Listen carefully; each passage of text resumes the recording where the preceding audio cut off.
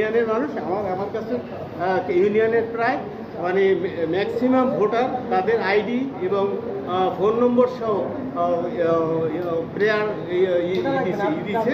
আপনারা দেখতে পারেন। আপনারা মাদারীপুর 3-এ আছেন এখন। জি জি, আপনারা এখন কোথায় যেতে চান? দুই যাইতে চান, এটাই হচ্ছে মূল কথা। এইটাই মানে এটা বলেন যে সংক্ষেপে বললাম আমি, ঠিক আছে, যে আমার এই দুইতে আমার যেতে হলে আমার কেন্দ্র হলো সবচেয়ে বৈষম্যের শিকার। আমার কেন্দ্র হলো কেন্দ্রের কোনো সীমানাই নেই, 8-4টার কোনো রকম ভৌগোলিক সীমানা থাকলেও আমার কেন্দ্রের সাথে এর কোনো ভৌগোলিক সীমানা নেই। অতএব যাতে আমরা নির্বাচন কমিশনকে বিষয়টি বুঝাইতে সক্ষম হয়েছি, আপনারাও যদি এটা দাবিটা হলো আমরা মাদারীপুর দুইতে যেতে পারি, সেই ব্যবস্থাটা নিশ্চিত করছি।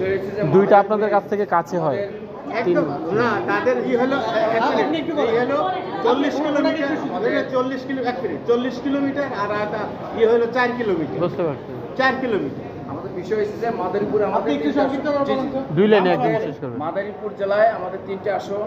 এক আসন হচ্ছে শিবচর, একটা থানা নিয়ে, আর 2 আসন হচ্ছে মাদারীপুর সদর একাংশ 10টা ইউনিয়ন আর রাজুর থানা নিয়ে 2 নির্বাচনী এলাকা। 3 নির্বাচনী হচ্ছে কালকেনি, ডাসার এবং মাদারীপুরের একাংশ।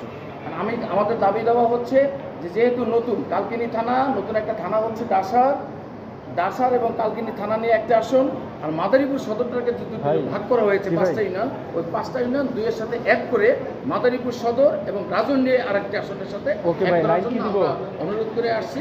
আমাদের আশ্বস্ত করেছে কমিশন যে ব্যাপারটা দেখবে এ বিষয়ে।